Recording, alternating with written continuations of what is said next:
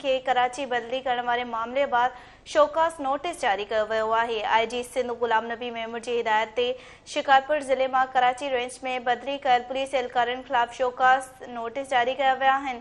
IG Sindh जो चवणु आहे त कराची में अहिड़नि ऑफिसरनि खे पोस्टिंग न ॾिनी वञे। आईजी सिंध गुलाम नबी मेमूर चयो आहे त ऑफिसरनि ख़िलाफ़ जवाबदारनि सां लाॻापनि समेत ॿियूं शिकायतूं मिलियूं आहिनि। उन्हनि ऑफिसरनि ख़िलाफ़ डिपार्टमेंटल कार्रवाई शुरू कई वई आहे ऐं शोकास नोटिस जारी कया विया आहिनि। पुलिस एहलकारनि ख़िलाफ़ जांच जारी आहे। इंक्वायरी रिपोर्ट जी रोशनीअ में वधीक कार्रवाई कई वेंदी।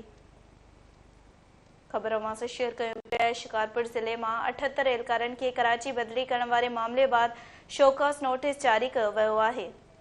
आईजी सिंध गुलाम नबी मेमूर जी हिदायत ते शिकारपुर ज़िले मां कराची बदली कयल पुलिस एहलकारनि ख़िलाफ़ शोकास नोटिस जारी कयो वियो आहे। आईजी सिंध जो चवणु आहे त कराची में अहिड़नि ऑफिसरनि खे पोस्टिंग न ॾिनी वञे।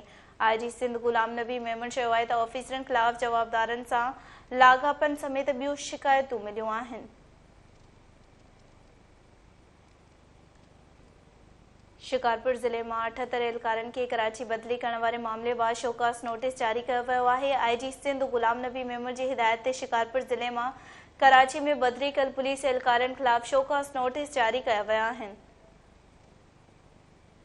आईजी सिंध जो चवणु आहे त कराची में अहिड़नि ऑफिसरनि खे पोस्टिंग न ॾिनी वञे। आईजी सिंध गुलाम नबी मेमूर जो चवणु आहे त ऑफिसरनि ख़िलाफ़ जवाबदारनि सां लाॻापनि समेत ॿियूं शिकायतूं मिलियूं आहिनि। इन हवाले सां वधीक अपडेट मालूम कंदासीं। साग सरखी लाइन ते मौजूद आहे। जी साग आगाह जो कहिड़ा तफ़सील आहिनि?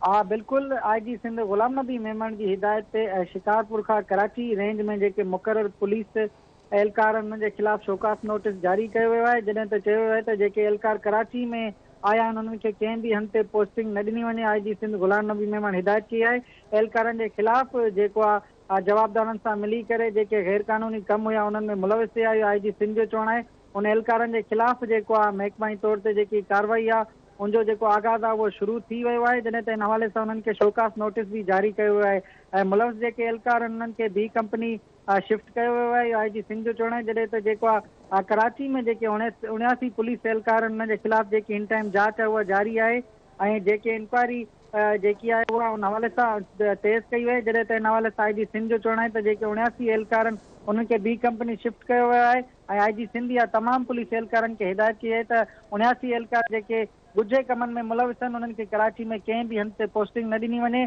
इन हवाले सां आईजी सिंध जो चवणु आहे त उन एहलकारनि जे खिलाफ़ जेकी कार्रवाई आहे उहा शुरू कई वई आहे। जी ठीकु आहे साहब, कमनि जी महिरबानी।